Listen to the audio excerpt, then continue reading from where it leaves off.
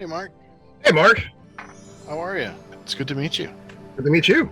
Yeah, I was looking over your books and I like they look really fun. I'm looking forward to reading your new one with the orca. That looks all kinds of like sci-fi channel goodness. It's when I wrote it. That was my interpretation. It's like this could be like one of those really awful asylum movies. When I was all. Yeah, I love those. I mean, like Sharktopus. hmm Is a really fun movie. It's Roger Corman. I mean, how could you go wrong? With Roger Corman. I also love that Uh, was one of my favorite ones. which one? Beowulf. Oh, yeah. Yeah, there was a whole spate of those coming out. Yeah, they're wildly entertaining. Very formulaic, but that's part of their charm. You know, hmm Absolutely. yeah, I get that. I totally understand that. So anything new and exciting in your world today? Nothing much. This, as we talked about before, I'm a school teacher, and the school year just ended, which gives me so much more freedom and time to write. Just yesterday, I put 1,000 words down onto what I'm hoping to be the sequel to the whale shark book. Nice. Well, I'll do my intro, and then Okay. we will start rocking and rolling. Hey, this is Mark Justice, and welcome back to Between the Lines. Today we have a multi-genre writer, Mark Dennion. Mark, welcome to Between the Lines. Thank you. I'm glad to be here. It's good to have you. Now, for those of you in the know, you may think about the name Dennion, like, where does that sound familiar? Well, I interviewed Mark's brother a little while ago, Matt, and Matt and Mark sometimes write together on a few projects. So we're going to talk a little bit about that, and we're going to get to know each other and learn all about your writing, Mark. So, so this is great to have you. Excellent. Yeah. I like to start off with big picture questions. Okay. And being a teacher, you Mhm. understand the importance, the connection between reading and writing, and how they relate. So, who are some of your favorite writers? So that's it. It's interesting how you introduced me there with the concept of I'm a multi-genre author. Therefore, I have multi-genre favorite authors. Um, when it comes to the realm of I don't even know how to phrase the term. I've tried looking it up before. I've heard marine terror, which actually has turned into like when I Google that, I get a lot of war stories, but it's more like Yeah, that deep sea horror cre- creature terror. creature terror. Steve Alton comes to mind immediately as this Peter Benchley. I've found some more recent. My love for those creature terror books goes back decades. And at first, it was really, really hard to find people like that wrote stuff like that outside of Benchley and Alton. Um, with the invention of the internet and Amazon, it's become far easier to find stuff. Unfortunately, it's some stuff is just not that good, but it's Yeah, there. So, right. You go back to Herman Melville, correct. and then you go back even farther to stories of like the Kraken, back into mythology, sea serpents, all kind of, the Odyssey, you know, Mhm, yeah, with the with correct. the Scylla and Charybdis. Mhm. And I found the more I like dove deeper into this, it's interesting to look at how the development of authors comes along. Um, see, as a writer and a teacher myself, I tell my students there's two types of people. There's a writer and there's a storyteller. The storyteller is someone who's got an idea, who really just wants to get it out there, and then they put it out there, and they don't care about character development, or it's just oh, here's my story. And then there's the writer who crafts it and understands that a 2 minute coffee conversation between two characters can mean more than a fight between two giant monsters across the entire book. And you find with the invention of the internet and stuff like that, you get a lot of those storytellers who pop up and get books published, and good for them. And then you do weed out and find the occasional writer who wants to weave a story and tell you and bring you into a world. So yeah, that's where I find Alton and Benchley. Jeremy Robinson, another great one in that aspect as well, that I think is a great writer. Those are probably my bigger key influences. Okay. Um, yeah, Benchley's made a pretty penny on writing these creature, books. I mean, Jaws. He also had one. I think it's called Creature, if I'm not mistaken. It's originally called White Shark. No, And the other one, he had one called Creature, I believe, that was on a Sci-Fi Channel, like a three part yes, Sci-Fi channel. That was called Creature. But yeah, what the was movie the was called what? Creature, the book was called White Shark, Oh, okay, which uh, actually was my book quite frequently. That's okay, yeah. And Jaws was one of those movies. I mean, I saw it when I was 8, you know, and in the theater, just covering my hands, my eyes, just terrified me. Such a viscerally moving movie. But I love all those kinds of stuff. I mean, Creature, the movie itself is not great, but it's entertaining. It's wildly entertaining, and like right, you can't expect much. I'm not expecting Citizen Kane here. right. I just want to have a fun movie. Exactly. Yeah. Ironically, Jaws is one of the few occasions where I tell people the movie was better than the book. Because honestly, the book is more of a mafia book than a shark book. Yeah, I agree. I didn't like the book. I read it. I'm like, wow, this is really disappointing. How did they make such a good movie out of this? I mean, the shark is there, but it's so much more tangibly felt. They honed in on just the shark story, really, Mhm. for the movie, and they got rid of the whole like affair with Brody's wife and all these other things going on that were kind of distractions. Yeah, You know, they kept the essence of the mayor and his need for why the town, why we can't tell people there's a shark out there. I mean, we need those dollars, but yeah. Otherwise, I'm like, wow, it was such a disappointing book. I honestly, I there was a different Peter Benchley book got me into the creature writing, and it was a book called oh shoot, Beast. It was about a giant squid terrorizing a small marine town, Yeah. and that was my segue into it. And I was like, oh, this is awesome. So it's like let me pick up another one. I was like, of course, Jaws, and I picked that up. And I was like, wow, really? Yeah. Now this is Hmm. disappointing. Yes, it was, and I thought, because I was a fan of Jaws, and then I remember going to see The Deep, Mm. thinking, oh, another Peter Benchley movie, and like that looks scary. I'm like, no, it's really kind of boring. It has nothing to do with something scary. I was waiting for something terrifying. That Maury Eld really didn't have much to offer me. I'm like, oh, so it's a bunch of criminals and morphine, huh? Oh, all right. It's just my 10-year-old sensibilities were just like, wait a minute, come on, man. So no, I get that. Well, looking back when you were growing up, uh, can you remember what were some of your favorite books that you used to love to read as a kid? So ironically enough, I did not read very much as a kid at all. It was always a sense of oh, reading's boring, blah blah blah. I do remember my mom reading to me quite a bit to try to get me interested. I remember um, wanting to be interested in reading, but I really didn't get hit by the reading bug until I was in college. I will say that the occasional times where my mom forced me to sit down and read with her, um, actually one of my more favorite ones. We had those. God, they were called illustrated classics, where it was like picture on one page, story on the other. Sure. Wizard of Oz was always one of my favorite ones. And just again, that was one of those situations. I was like, the movie missed out on so much that this book had to offer. Right. Yeah, they had to kind of streamline. Well, that's why there was other Oz books, in that series, and they kind of continue the story in other directions. But yeah, and I'm like you with Jaws, thinking the book was not as good. I'm one of those people who don't like The Wizard of Oz. Like, I don't like the movie. I mean, I the don't like monkeys. Yeah, the moon. Yeah, I don't like the monkeys creep me out. I just can't stand Dorothy. She's just so whiny. I just like no. There's just nothing appealing. Even as a kid, I tried to like it. And I'm like, man, there's just something about this movie that just almost makes me feel like sick to my stomach. I didn't know what it was. Yeah, yeah. I just I don't know. So, now and then I read the book, and then I liked the movie even less. yeah, right. Now, if I'm looking behind you above your head, I'm trying to tell, are those like, it's a what is that a layout of? Are those superheroes of some kind? It's a streamlined. It's can't even. Yeah, they're DC characters. Okay, I thought I saw Batman and the Flash. I just wasn't sure. Okay, nice. Well, because some of your books are superhero books aimed at kids. Your creature horror stuff obviously is aimed for adults. So, were you a fan of reading comic books as a kid then? Nice. Yeah. See, there you go. You've met my brother.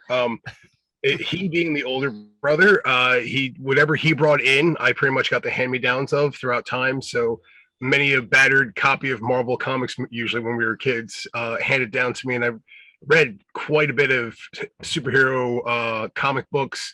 Watched a lot of movies and cartoons.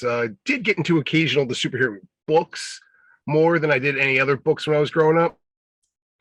But yeah, absolutely grew up. And again, mostly influenced by Matt's decisions to what he wanted to read. Sure. Yeah. No, I think it's important. I mean, I was always reading comic books, then anything I could get my parents to, like, waste their money on me for, famous monsters of filmland, or with monsters, anything like that. But no, I was always reading as a kid. I was read to as a child, and I could read before I went to kindergarten, which was a great advantage, I think, in school, being able to read, and just the love of reading. No, I totally get that. So you've turned this love of superhero stories into writing superhero stories for kids. So what makes a good superhero story to you? Oh, that's a great question. I find it what makes a great superhero story ultimately is what makes a great story is that you have characters that are believable to a degree, but when they become super sensational, as superheroes have to be, they are different. They stand out. There's something about them that you've never seen before. Every person has some sort of Superman archetype that has been ripped off from what is his name, Homelander from Yes. Yeah. to Omni Man on Invincible. There's like 8 billion of them. So I find if I pick up a story that's got like some sort of Superman ripoff, I'm less entertained. When you give me Okay. something that is different from that aspect, maybe it's someone with a different power, maybe it's a different spin on a classic story, I find it more entertaining than I would just to be a normal superhero story. Something like Preacher. Yes. Yes. Okay. Right. Yeah, I love The Boys. I think it's just a fantastic comic book series and TV series. And I love Homelander. I'm thinking that's probably what would become of any of us had we been given all these powers. Oh yeah. Because it would be inevitable that you would just become corrupt if you were in that.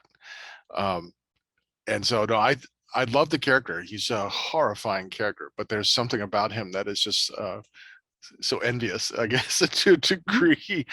Now, would you say the same thing applies to your creature horror books? Like, what makes a good creature horror story to you? I mean, you got to have characters, but now instead of humans with powers, you got these monsters.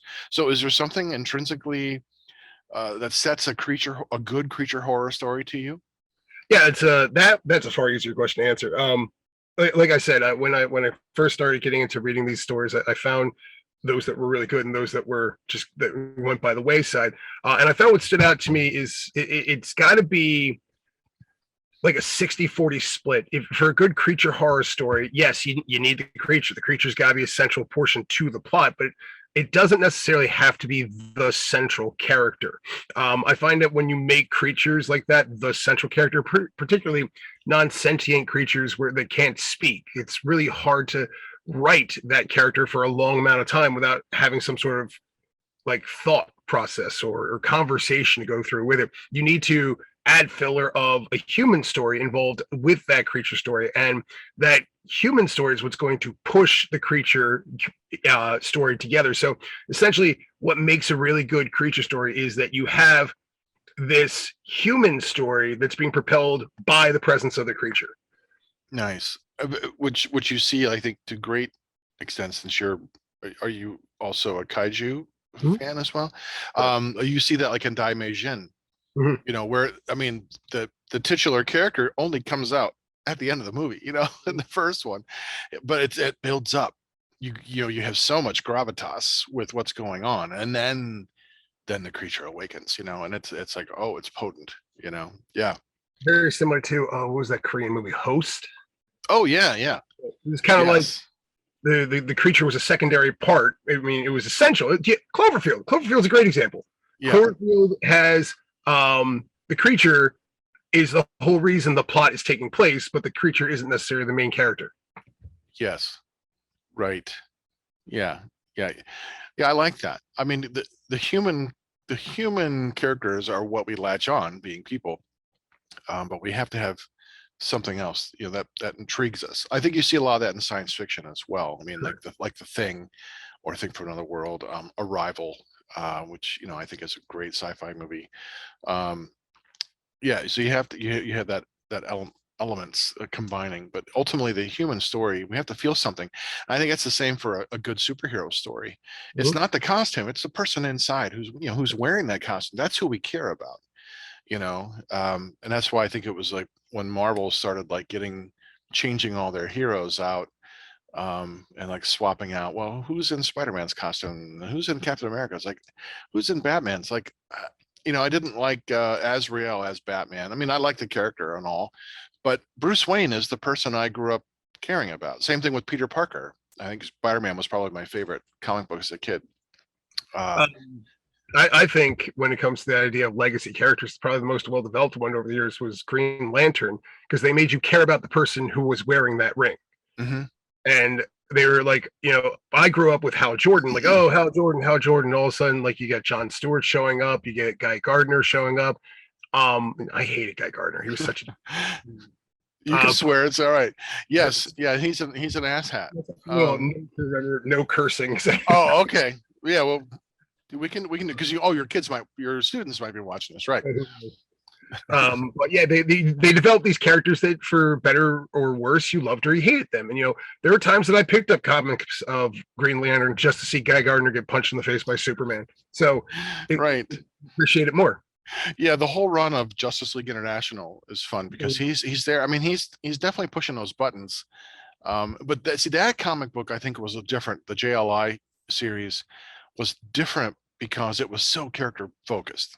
It was a character drama, character comedy at times with Blue Beetle, Booster Gold, Guy Gardner, um, just you know, just kind of doing their thing, and I liked that interplay to that. Just like Justice League Europe, I thought was really entertaining because you had Mhm. Wally West putting the moves on Power Girl, and she's like just shooting her right down. And that was nice to see because in that mid '80s, I mean, the comics had taken such a dark turn with the Dark Knight. We'd had a Crisis on Infinite Earths. I mean, DC was cleaning house. Mhm. And Marvel had just done the Secret Wars. I mean, there was just so much heaviness and change. And for me, those two titles that kind of came out in the later half of the '80s was like that was kind of like a breath of fresh air. Like, okay, there's a little bit of levity. We can go back to kind of having fun, with our books. It's not So surprising, though. In the early '80s, you had the height of the Cold War going on, so everything around you was dark and depressing, and life imitates art, and art imitates life. So, right, exactly, yeah. And I haven't seen. I mean, I know some books are trying to make a return to more of a lighter tone in their comics. I think it's a little harder to do with some characters than others. Mhm. But that was one thing when I first started reading Marvel Ultimates. I really enjoyed them. I mean, the stories were great, and it's all gritty and very realistic. But after reading a couple dozen issues, I'm like, wait a minute, something doesn't feel right. Mhm. And it was like, oh, I get it. That inner child of me, the escapism was not there because it was so grounded in reality. It felt so real that the comic book sense of good guy, bad guy, and like otherworldliness of a comic book, which allowed my child self to escape into, that was like completely thrown by the wayside. you know and that's like, oh, okay, so there was something. It was still not appealing to that child who still enjoys reading those silly comic books, Mhm. as much as the adult side enjoys reading things like Sandman and Swamp Thing, and um so Animal Man, those more mature titles that were aimed for an audience that was a little older, who grew up reading comic books in the '70s and '80s. Oh, um, all right, I'm going to switch gears now. Now Yep. that you wrote those genres, are there any other genres that you would like to write? So, being a middle school teacher, I always I have a binder in my classroom of story ideas that have popped in my head throughout the years, and I write them down as I go along. I don't really ever think I'll have the opportunity to act upon them.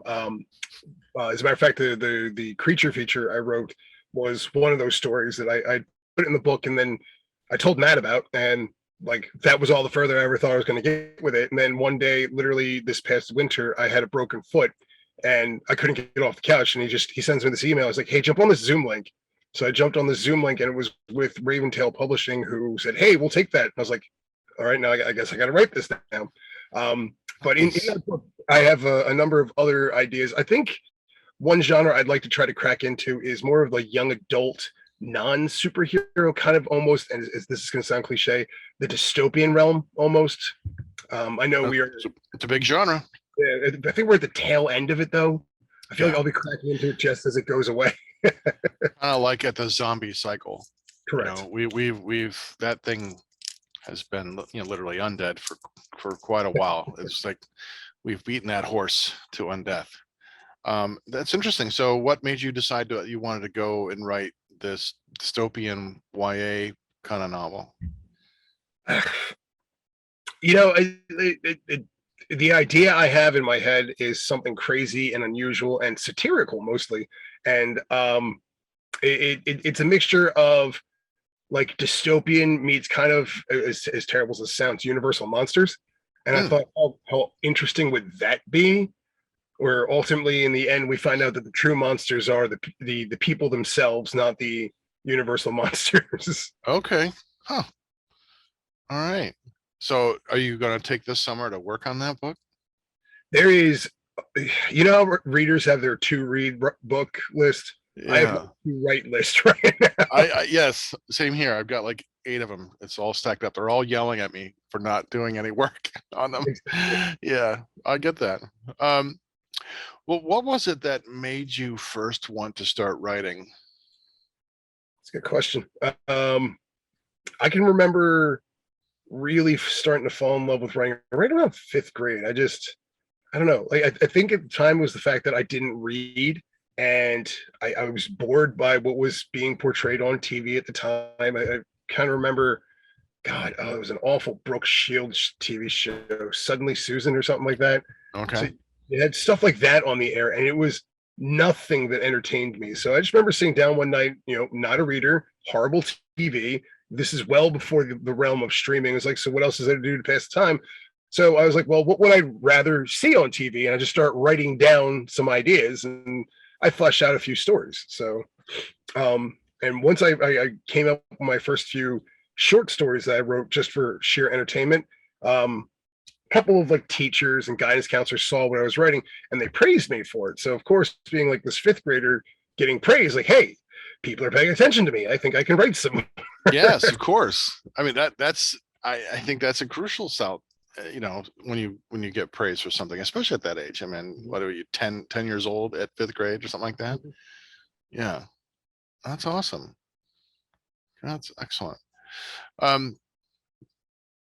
and here you are, all these years continuing to write. I think once you set yourself on that path, you always want to continue like on that path. It's like you don't ever see yourself not as a writer. You know, does that make sense?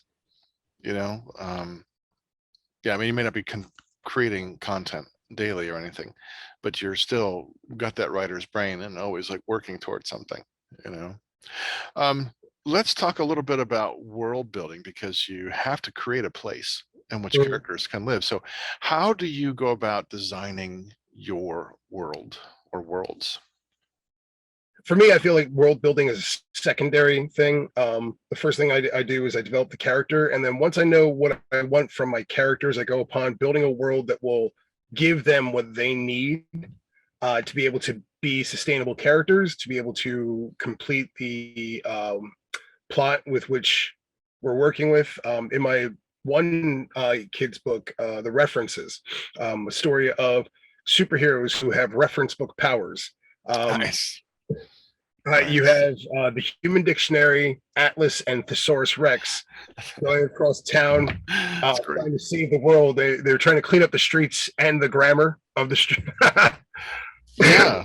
Well, funny that you mentioned that. I wrote this. This is a comic book I wrote and published in 2008, a graphic novel, and you know, teaches kids lessons about, you know, grammar and stuff like that. That's Uh, awesome.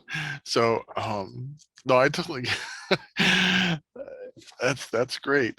I love the names too. The Saurus Rexes and the Atlas. Come on, that's just. I mean, come on, that's great.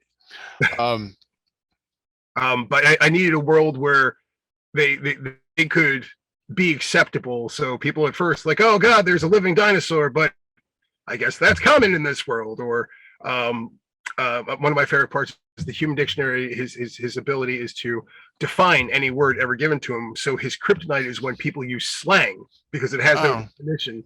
So he ah, like, completely powerless. So I need to have a world where there was a evil street gang that only spoke in slang. So that's fantastic. I love that. One of the villains in Grammar Man is Fragmento, who speaks only in fragments, and it makes people cry because they're like, I, I don't know. There what's the whole story. Um, no, no, that's fantastic. Uh, yes, he can't access the Urban Dictionary online. He can like I can't like look up slang. Like, okay, what does this mean? Oh, no, that's I love that. That is so awesome. Yeah, that's delightful. Those are great. Well, so tell me then more about the character then the character generating process that the characters are come first. You mhm. develop a world around them. So how do you go about developing and creating your characters? I mean, I understand the concept of this one where you're the human dictionary and those things, but for your other writing or all your writing, when you go about developing characters, what is that process like for you? When I develop a character, I want to make it someone who they've got to be somebody who can grab a reader's interest and hold it throughout the whole thing. I want to make them at times believable. I want to make them relatable. Um, Many of the characters I write usually have some sort of real world adherence to either myself or like loved ones around me that make these people that readers can get behind and support. Occasionally, like we said before, I like to write a Guy Gardner type character, one who is good, but you just really want to see get punched in the face as hard as you can. The what's his name, Mikey from Karate Kid, or Mhm. something like that. Draco Malfoy, the person who you just want to see just get punched in the face and just smile about. Those are the type of characters I like to develop. Ones where the characters drive the story, not the story driving the character. Yes, that you could see that from a mile away.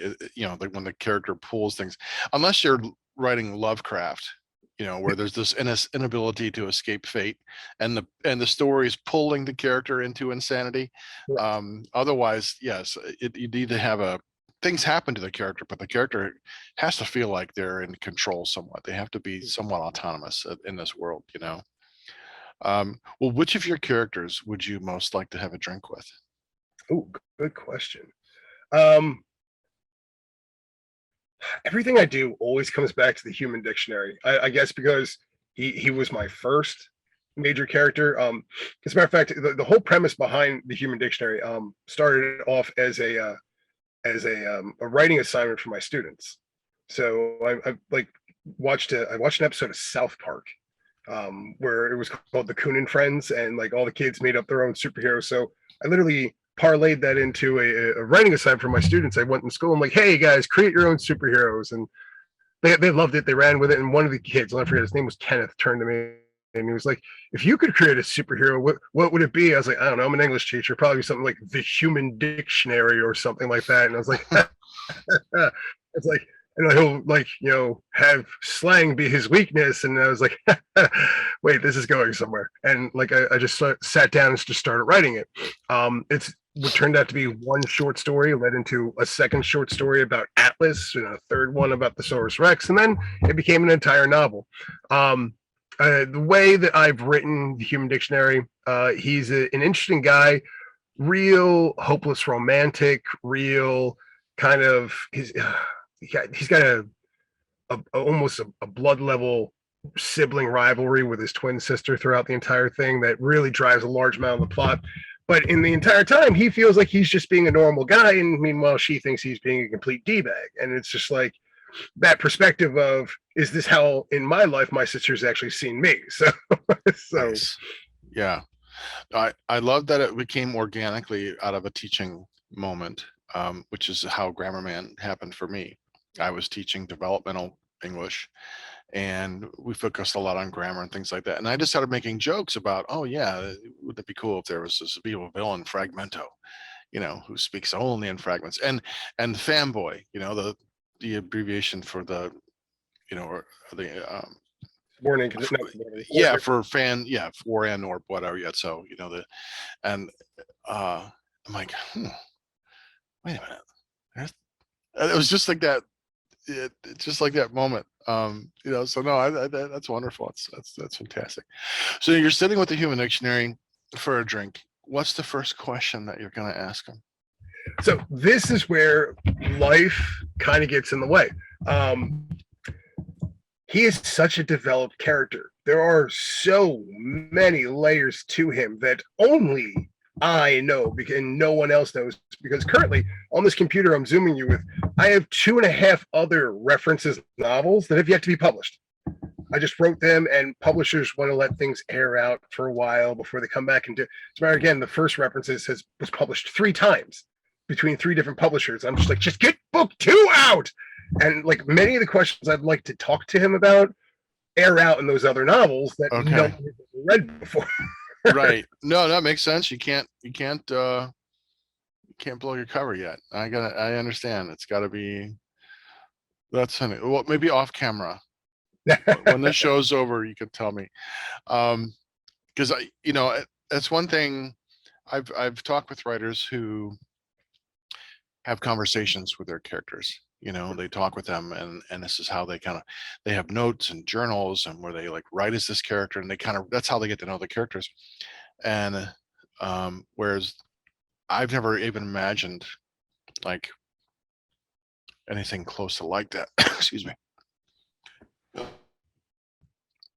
you ever think of these characters in the way like they're real people, or when you develop them, do you have some kind of like notes or folders of documents where you keep track of what their personalities, or how do you develop them, like writing wise? In the last book I wrote, Naval R&D Whale Shark, the creature feature book, every single character in that book, with the exception of the main character, was loosely based off of people that I talk to on a daily basis. As a matter of fact, it would be difficult to miss.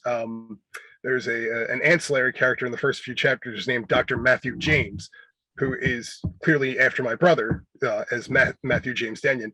And I let life dictate who those characters were. I took who those characters were in my mind as knowing them as friends and family members, and let them be the voices, the driving characterizations of those characters throughout that book. Were they excited that you put them in the book, or were they a little apprehensive about that?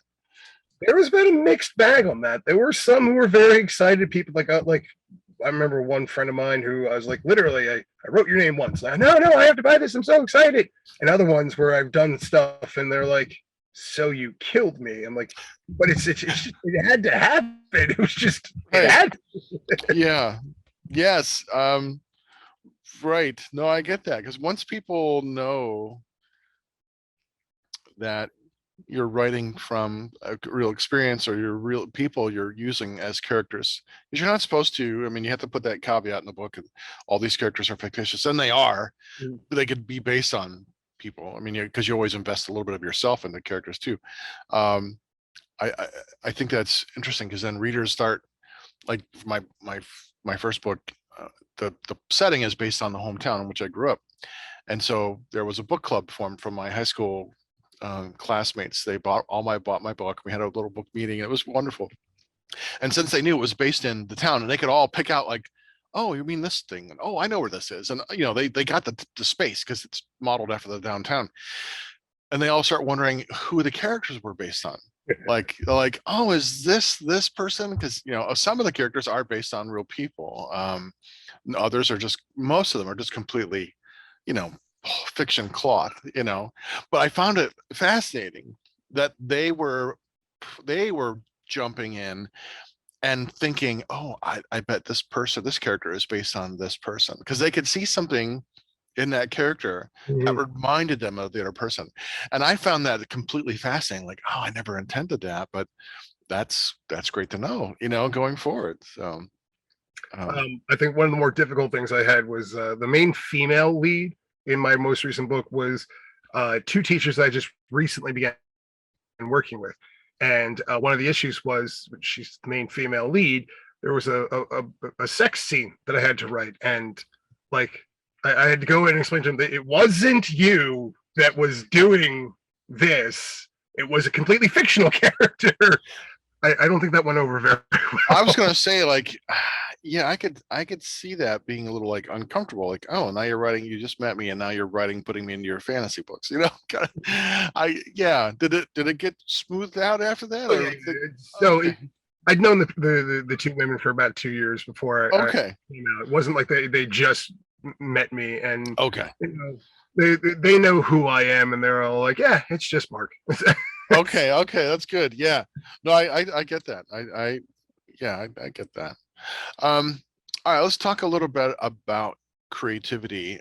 Can you tell me what your creative process is like? uh, to keep this PG, I'm a shower guy. Literally, I'll be in the middle of a shower, like, wait a second, there's an idea. That goes from everything from projects I give my students to do in classrooms to what I'm cooking for dinner that night. So these are literally just out of nowhere things dawn on me, and it's like I'm just going to run with that. There's very little throughout my years of being an author and being on social media. I've had people reach out to me, and there's this one guy who keeps reaching out to me about developing a world for his story, and he's been developing just the world. He hasn't even come up with a concept to a plot or a character, just the world for 8 years now. And he's like, am I overthinking this? I'm like, yes, yes, very much so. You're overthinking Yeah, this. unless you're It's creating like a supplement for a role, an RPG or something, and you're going to correct. develop a world. But yes, you still need to people it. You know. Yeah. To me, it's just I have this idea. I mean, it's just in my head, I hear the firing gun of someone starting a race, and then I just start running, and I know where the end is. I don't know what's from here to there. Whatever falls in my head as I'm going is what happens to me hit the page that day. Oh, so Um, that answers my next question, which is, are you a pantser or a plotter? It sounds like you are definitely a pantser. mm, Seat of their pants type of thing, What was that? like the seat of their pants type of thing. Yes, yeah. The term is, yeah, people who write by the seat of their pants versus That's plotters who plot everything out and have a detailed outline. Like, I'm a plotter, so, and that it goes from all my years in academia. When I taught composition, organization development, and so like my current work in progress, the my plot, um, my outline for it is about 23 or 26 pages. dude. So yeah, right. So that's on the other extreme. But interviewed a lot of pantsers, which they say, I just get an idea and I start writing. I have no idea what's going to happen until I write it down. That just like fries my brain. I'm like, how does that work? It's just like, it just throws me into a tizzy. I liken it to the human body. I have a skeleton before I work. I don't know what the body looks like into that point. There's particular points I know I want to hit.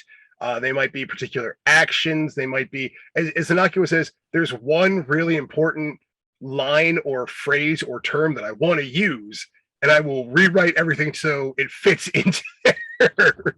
Okay. Uh, I for example, one of my favorite lines in Whale Shark was there's this point where the guy picks up a rusty harpoon. And he's like, I'll stab it. Maybe the bitch will die of tetanus. And it's just like such a throwaway line, but I really wanted that line in there. Yeah. Well, sometimes a line is what you first get. You get that first line, or when you start.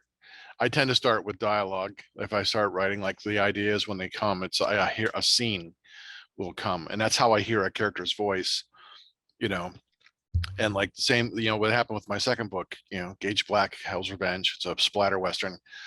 Uh, I heard Gage Black, and I just kind of wrote the scene even before I knew what the story was going to be. I just knew who this character was. Like, oh my God, he's just so full of hate, and which is what you need for that kind of story. It's a story. It's a revenge story, the purest story of all, And so no, I totally get that. You get that line, and like you are working toward it. You know it will happen. Um, I can tell you when I wrote the references. Like as I said, the references started literally as a short story about the Human Dictionary, and you know, I remember driving to my mother's house at the time, and just this image came in my head, like how cool it would be if the Human Dictionary was trying to get from one crime scene to another, but was just completely lost and had no idea. And then from the steamy shadows of a tree, this mysterious figure pops up and throws down a map and explains exactly how to get there and which streets to avoid because of traffic jams. And then from there, that was the hero of Atlas evolved. It was nice. this guy who was really just there to help the Human Dictionary get from point A to point B. Yeah, that's great. In my mind, I was thinking it would be like Jeeps, like GPS, but yes, Atlas. It's the paper, old school. I love it. That's how I used to drive when I would travel down to see my grandma and grandpa down in South Carolina. I would have an Atlas before the age of GPS and made things Mm-hmm. wonderful. You just have written directions and you have an Atlas. You just follow it through the state as you go. Um, excuse me. Do That's you? one. Go, But go. no, go ahead. I was gonna say, like you mentioned Jeeps like that.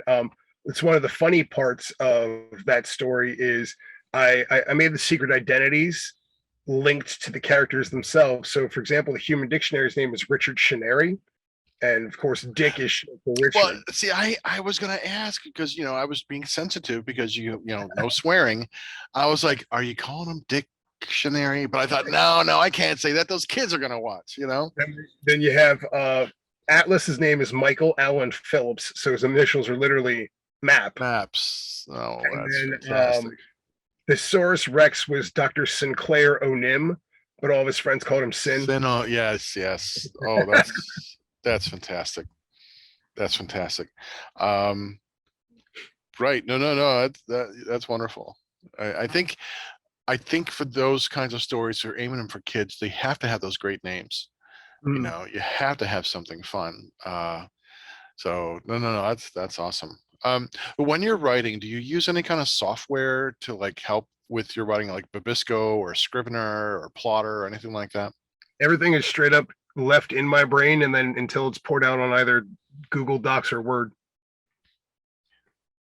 There used to Yeah. be that great commercial where there was a guy it was a Super Bowl commercial, and it was basically exactly how I am. Where like two guys are walking down the hallway. He's like, "You ready for this meeting?" He's like, "Yeah, everything I need is right here." All of a sudden, filing cabinet door opens and knocks him unconscious, and you're like, "Now what?" It's like that would be me if I had left the story half written somewhere, and someone picked it up. Like, where's this going? You would have to figure it out. So choose your own adventure novel at that point. Yeah, gotcha. No, that's great. Yeah, see, I can't keep stuff in my head that long. Like when I get ideas down, usually I keep a book with me when I'm in the creative mode. It's like a little, like a little hardbound black book where I jot all my notes down, and because otherwise I'll forget it. But I'll write like dialogue and scenes and just ideas and concepts, and those ultimately will turn into books. But yeah, I couldn't remember to save my life because there are times where I look at my outline like, man, I'm glad I wrote this down when I did because I would never have come up with that dialogue like today. I'm glad I wrote that down 6 months ago because, Um, well, let's talk about your writing process. Mhm. And what part of the writing process do you like the most? The actual the writing aspect itself is the easiest part. It's for me there's a lack of pre-writing a lot of times just because it's what is inspiring me at that moment. um, I have, despite the fact that this can sound awful because I am an English teacher, I despise editing. The problem for me with editing is I'll read a book and my brain will miss things that were inevitably there, and then I'll go back and I'll read it again and I'll clean up. Like, so say there's like 90 errors after the first read, I pick up 40, then after the next one I get another 30, and by the time it's like there's only so many times you can read the same thing for like I cannot read this again. I have to move Hmm. on. So inevitably things go to print with the most simplistic of errors. And despite whatever software you have or anything like that, it's going to happen unless you're in those Yeah. billion companies that have people who get paid to read each individual word. Yeah. Well, Um, do you use beta readers for your drafts at all then? I have in the past. Matt is often a beta reader for me, and I am often beta read for him.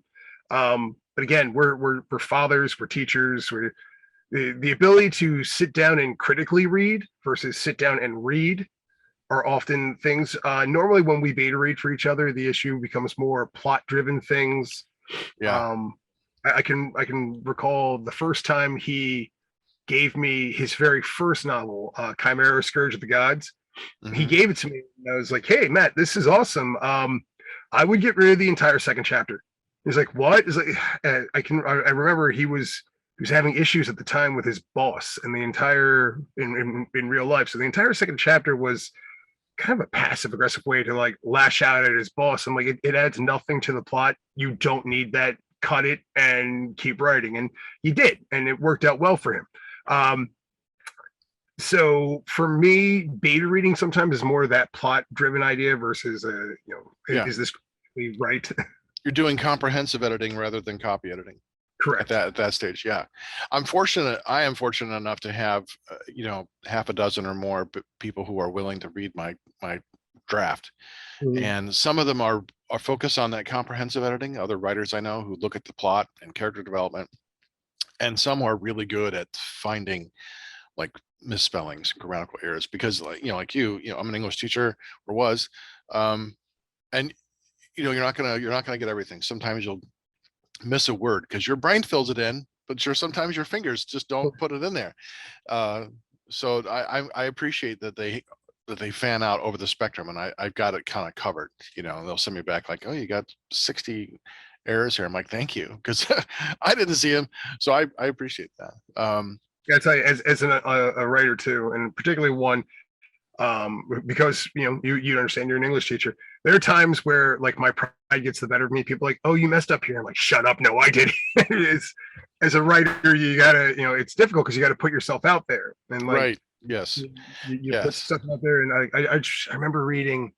Yeah, I'm one of those guys who is self-obsessed with himself that occasionally, yes, I do Amazon and Goodread myself to see what the reviews say. And sometimes people are like mean, like this was, Yes. and by the time, like I read a great review about whale shark, and the guy was like, the science makes no sense, but it is such a fun read. I'm like, yes, that's the point. You'll take that, right? Yeah, exactly. I I don't know which book it was. It might have been Gage Black. Got a 1-star review on Goodreads, but there was like no explanation for it. I'm like, at least if you're gonna say it sucks, at least tell me why you think it does. Um, and I remember getting my third book, Toxic, nonfiction. The guy gave it glowing reviews. It was about my coming out of fundamentalist Christianity and why I'm an apostate. And so it really discusses the Bible and all the horrible things that the Bible says that the church tends to ignore.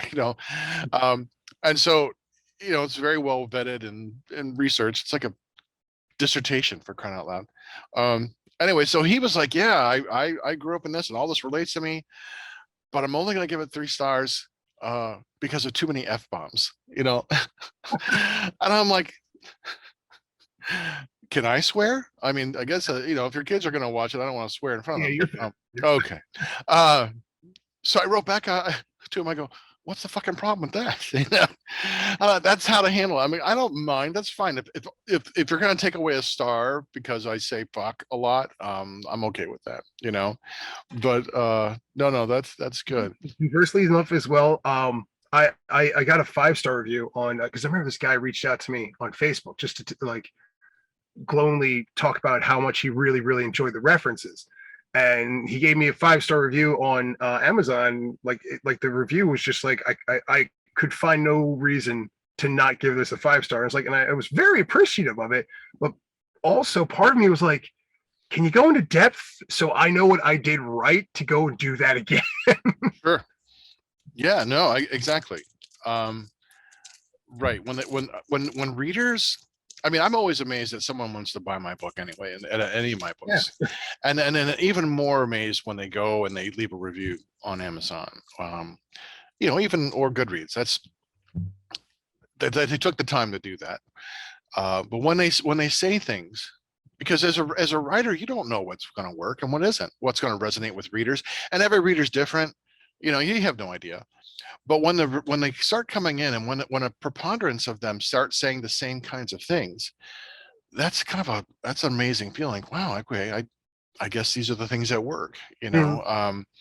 And it's just, you never know. It's just, you're just trying to tell the best story you can, and hope that something connects with readers. That's the best you can do.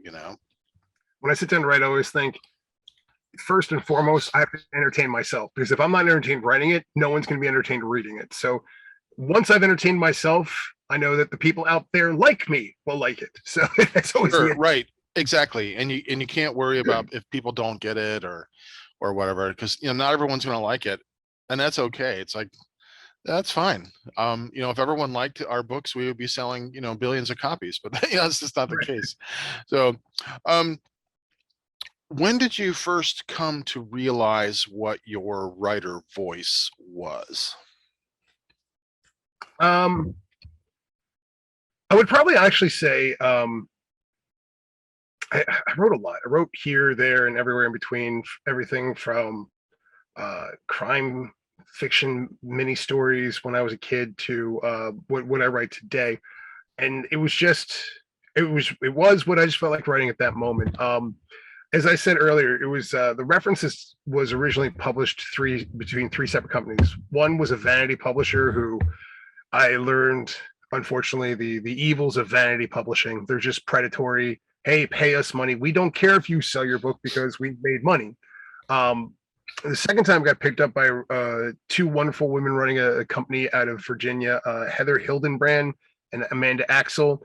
They believed enough in me to give it a try through Elephantine Publishing. Unfortunately, Elephantine went out of business, but it was through that process, through these two women who, it was the very first time that I wrote something that someone who I did not already have a personal relationship was sitting there going, this is really, there's something here. We want to help you get that voice out. And working with Heather and Amanda really showed me the first time what my voice was like. And the two of them made me a better writer without a doubt. And I would really say it was that experience more than anything else. They unfortunately have moved on to other publishers at times who I sit there and I go, why are you not Amanda and Heather? I've moved on to other publishers who turned out to be a lot like the vanity publisher I went with. And I'm just like, if it wasn't for me doing every single step of the way, no one would know this book exists. So I would have to say it was that process of republishing the references for the first time that really opened up my mind as to who I am as a writer, how I write, what I write, and so forth like that. If you're doing all this stuff as a writer, you're doing all these things that a publisher should be doing, is there a reason why you haven't switched over to KDP and just self-published if you're promoting and all those other things? My second novel, Phenomenal, was KDP for Okay. reasons. Um, Phenomenal was a side project that I did at the very start of the pandemic. I was literally locked in a house with my wife and my daughter, and I woke up every morning, and for 2 hours I walked down to my basement and had no idea what to do. The very last thing I'd given my students prior to going into hiding, for lack of a better term, for 6 months was we had just gotten into, very similarly, a class project about creating superheroes. But I gave them a twist and I said, you're going to write a superhero story, but it has to be exactly 100 words and that's it. You can't go above or beyond. It has to be exactly 100 words. It's got to have a beginning, middle, and end. And that became the open challenge. So I remember writing one and I was like, hey, that's a really funny story. So then I went in first 2 hours every morning, went downstairs and I wrote another one and another one. And it essentially became Phenomenal. So the purpose behind that book is that it's 101 100-word superhero stories. Oh, That if you read nice. each one, it's its own independent story. But if you read all 101, it tells an overarching plot. Nice. Um, when I put that together, again, the world was ending. I wasn't happy with the current publisher I had, and I was just like, I'm just going to float this out to KDP. I mean, what is it really going to hurt? I used connections. The hardest part of the whole process is honestly finding cover work, but I used the connections I had made throughout the years and reached out to people and hired somebody, Eldon Brand, not Brand, Rant, out of Australia to do my cover work for me, and it worked out great. Your covers are important. You know, I've designed 3 of my 5 books covers, and then had 2 friends did work for my other ones. That's the ones you can see behind me, my Splatter Western, Mhm. and which my friend Chris Martinez did for I me. know, Which is Chris. like, yeah, yeah. And so I'm just it's like I get to keep a piece of Chris, you know, with Mm. me. I'm so fortunate, and he loves doing that cover. And I'm then a my big friend fan Mike of, Gustovich, who was a comic book artist, Marvel DC, he did the cover for Death's Head, which I think is just an amazing cover. I like that. And another friend, Sean Burris, did the coloring. So I mean, these are the grabbers, I think, as far as like, you know, covers go. And the other ones are, um, something I could do myself because I can't draw. So yeah, it's important, those covers, and it's nice to have people who can do art and make that book pop for you.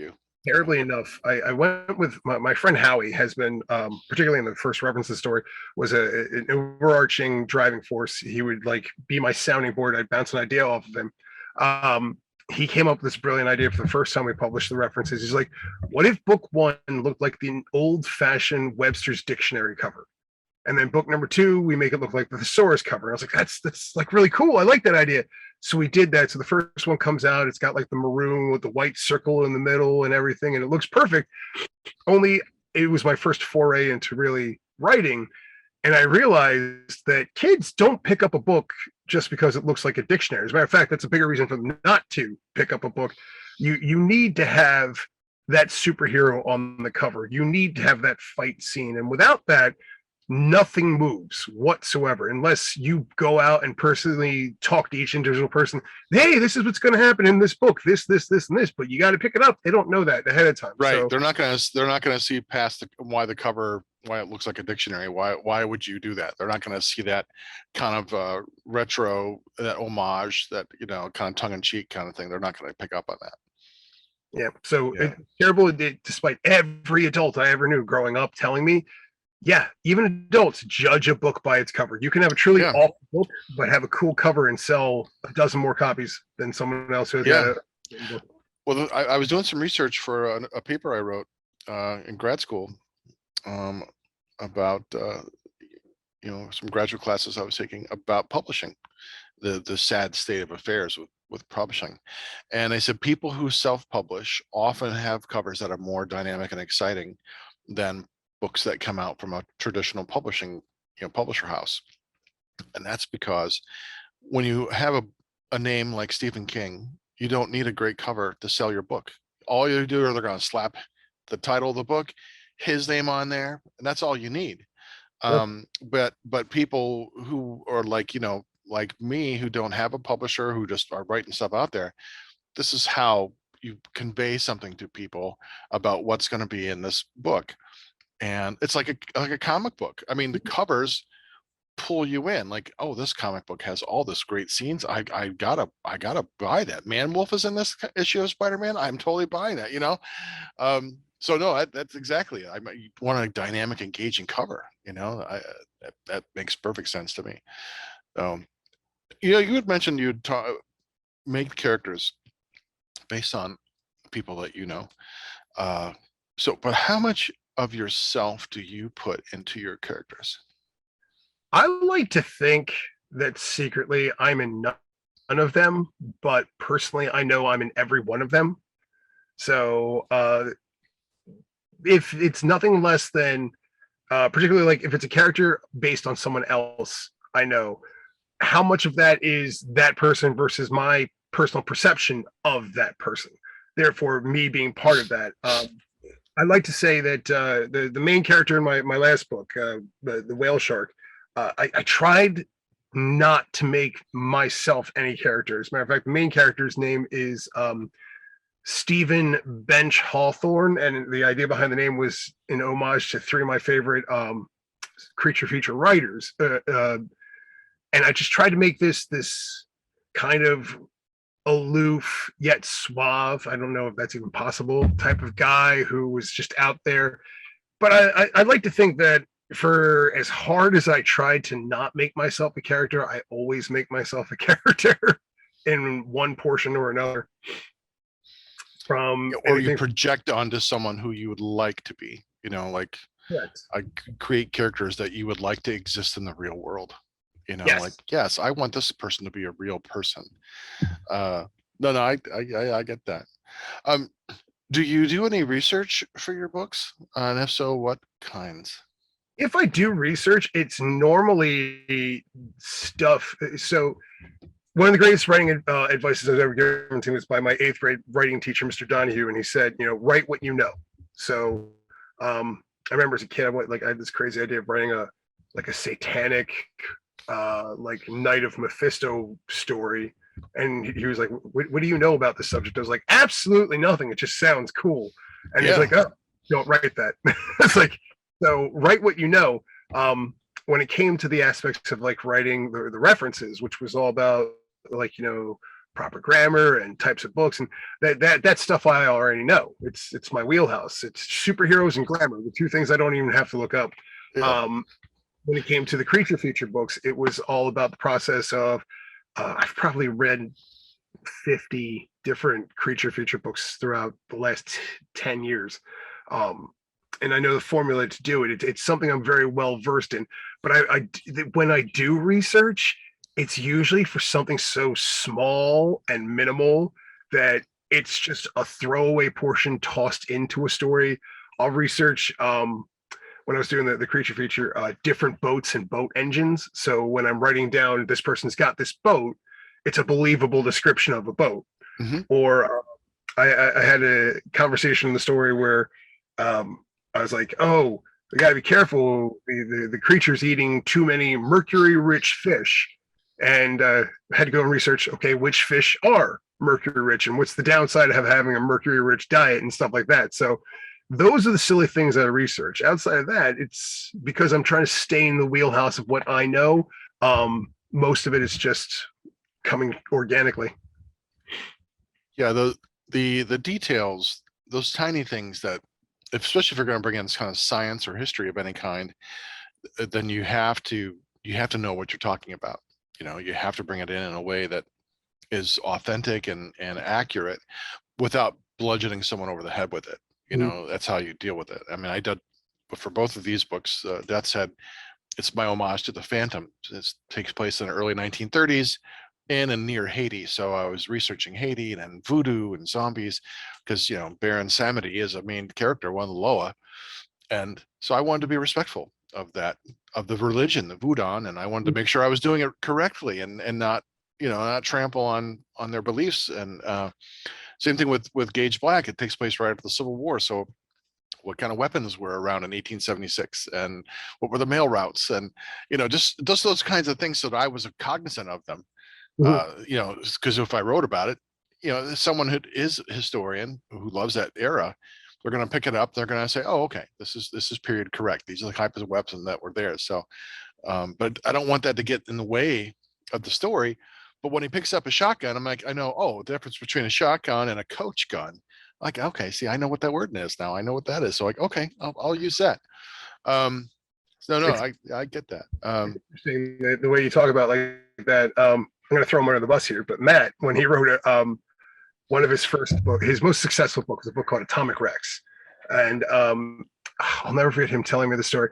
He got a review on Amazon for a guy who really enjoyed the story, but was like really upset about something where my brother referred to one of these dinosaur-like creatures as, I can't remember the word was, but it was basically like almost like a quadruped type dinosaur, and he used a bipedal name.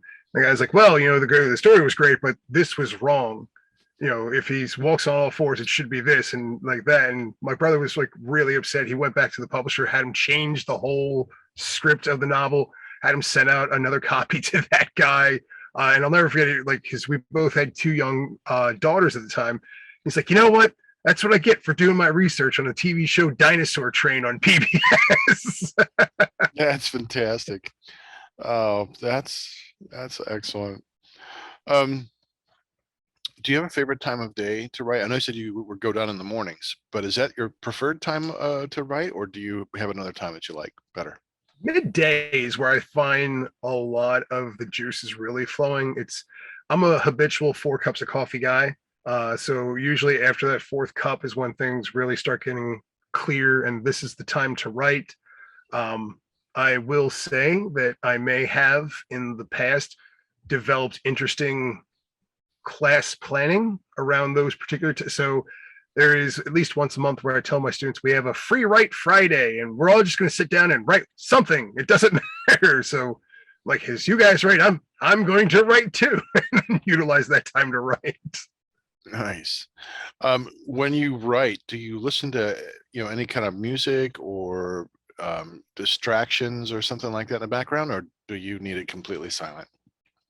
Um, the quieter the better. As much as okay, so as strange as this sounds, I find that, as I just said, I'm a 4 cup a day coffee drinker. But when I'm in the heat of writing and I'm actually writing, I switch over to hot tea, and I find that that is what centers me more. Is drinking probably like 7 or 8 cups of hot tea after my 4 cups of coffee, and then I probably don't sleep that night. But that's what centers me. Um, I have in the times used relevant sounds. Like I'll go into Spotify and I'll play like an instrumental blend of songs from like Endgame.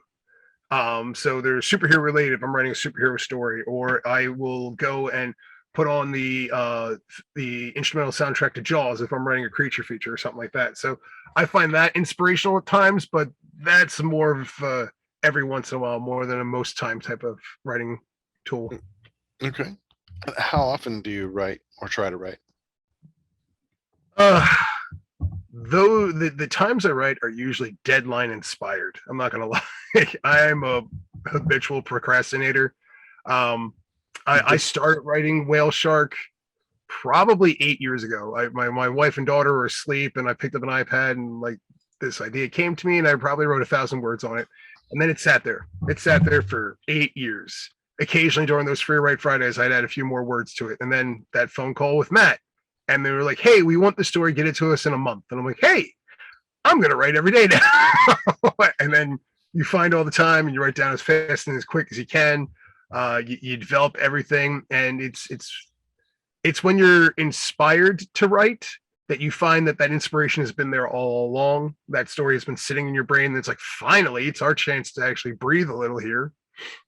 Yeah, no, I get that. I get that. That's great. Tell me how you felt seeing your book in print for the first time. So I'll never forget. My wife and I came home from like dinner out, and the Vanity Publisher was the very first time I did something published, and they sent me like 3 copies for free. Ooh, so much worth my money. But I remember like seeing the box on the front porch when we pulled up, and we went inside and we opened the box, and my wife had been chilling a bottle of champagne purposely for that moment, and it was really the only other time I can compare it to. And my wife will kill me for this comparison, is when I saw my daughter for the first time. It was basically like, this is my kid. This is a kid that I made all by myself, and that's what it is. And I've had similar conversations with Matt. Like he agrees to a degree that like it's that's what it is. It's your baby. It's, you sat there and sweat and cried and wrote something and then deleted 20 pages of it and then rewrote exactly what you wrote to begin with, and you came back and here it is, all that in your hands. Someone else said, hey, this is good enough for me to publish, and here it is. um that's the sensation I get whenever I unbox a new story, whether it was my first one or my last one or the everything in between. Yeah, seeing something in physical form lends a sense of permanence and reality to it. When it's just on the word processor on your computer and you're the only one who's ever read it or looked at it, that's one thing. But once it comes out in print, there's just a whole different feel to it. Yeah. Have you ever read your work like a year or more after you published it? Yeah, I went back.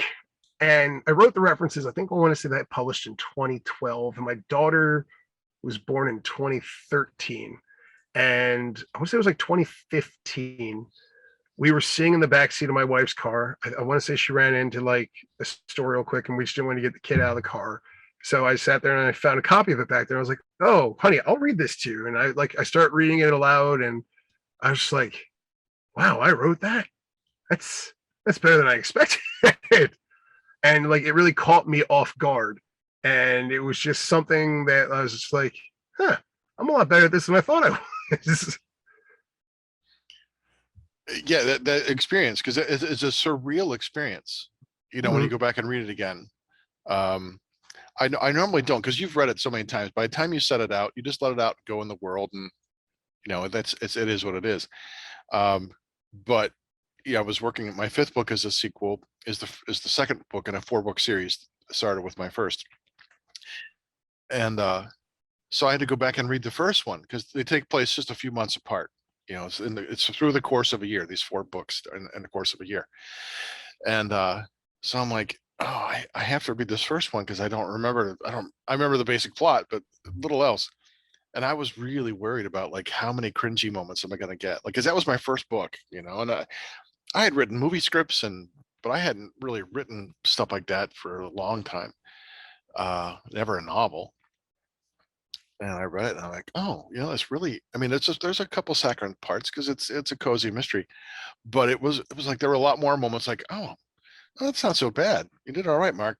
And way more like, God, I don't remember writing this at all. Like I Yeah. have no recollection of writing this. I know I did.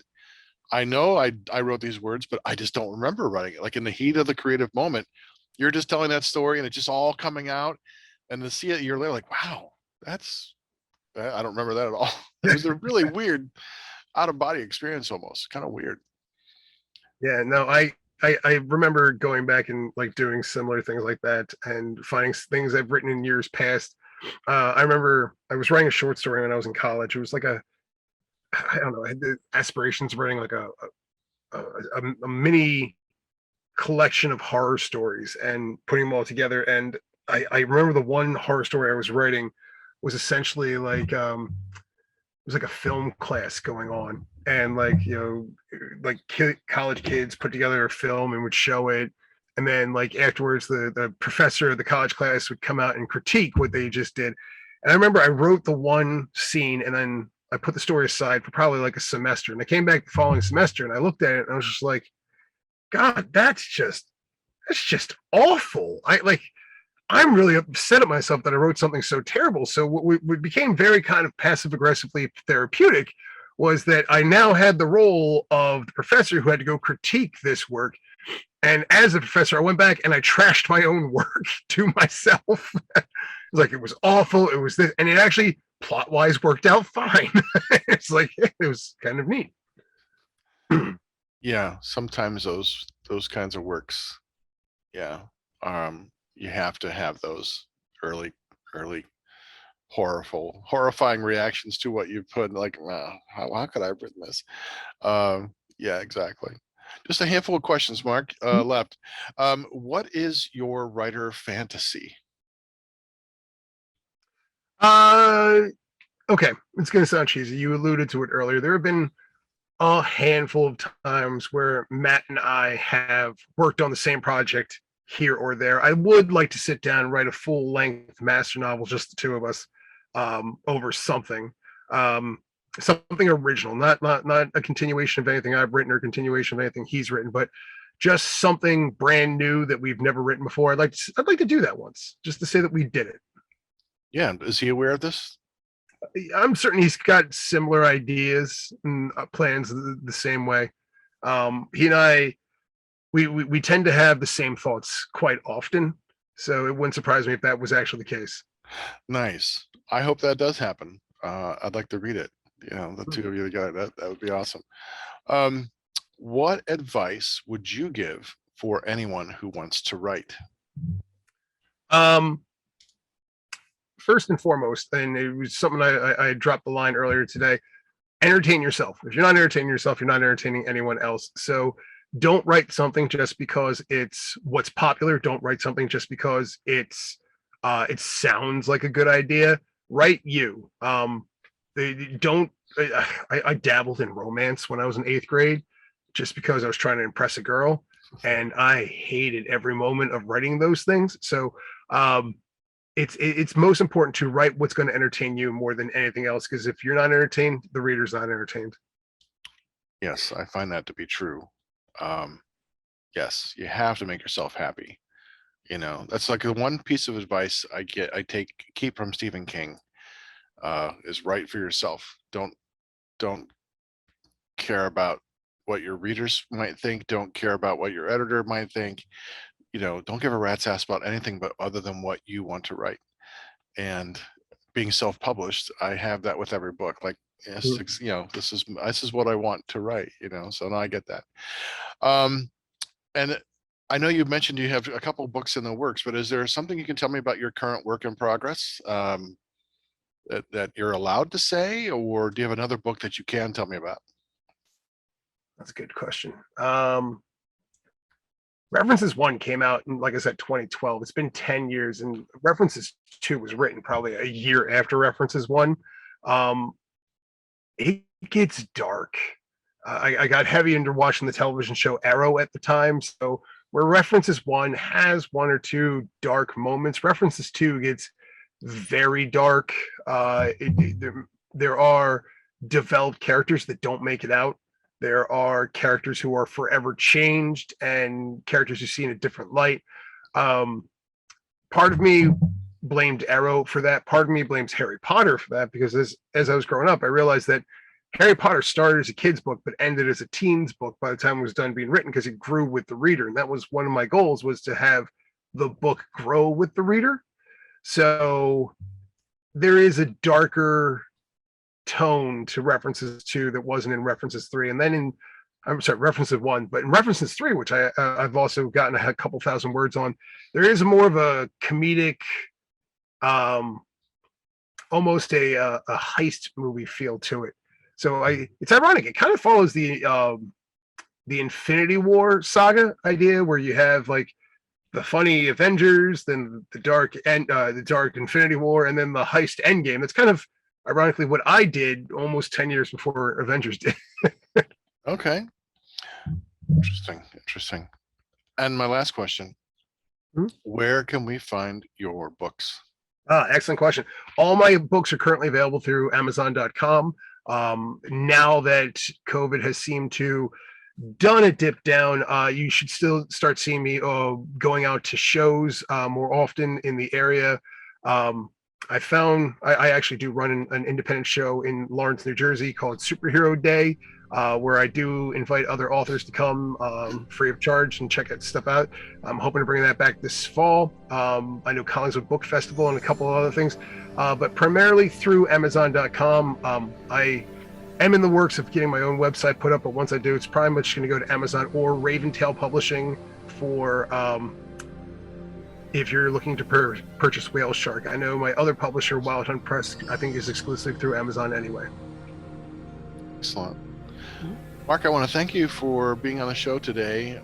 It's been great to get to know you and your writing, and looking forward to seeing what else comes out, especially with between you and Matt. That's that's going to be great. Awesome. Thank you for having me. My pleasure. I'll do my commercial and then we'll get out of here. That sounds good. Hey, you've been watching and listening to Between the Lines. You can find us at unsaneradio.com, listen to full episodes, or download to your device. You can watch us on YouTube. That's Between the Lines Podcast. If you're there, that's where you're watching. Don't forget to hit the subscribe button. You can also find us on the Otel Talk channel on Roku. If you know someone who would like our show, tell them about us. And if you're a writer and would like to come on for a chat, email me at betweenthelines54@yahoo.com. That's betweenthelines54@yahoo.com. And Mark, here's my cheesy outro. See you next time, Between the Lines. Like that.